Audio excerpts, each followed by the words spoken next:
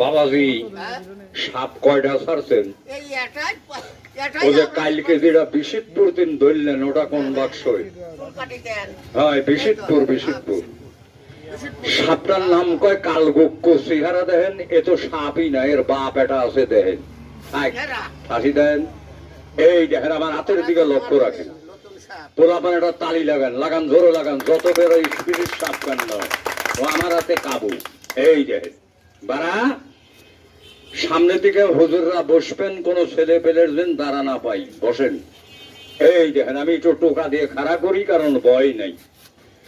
একটা সাপ আমার কাছে দেখেন, সাপটা গত কালকে ধরা, এই আতাই বলে বিশিতপুর থেকে মুরগির খোপে তিন ধরা, কারণ সাপটা এটা মানুষের কামড়ানির পরে আমার কাছে ধরা খাইছে, জোরাত ছেড়ে দিয়ে খারাপ।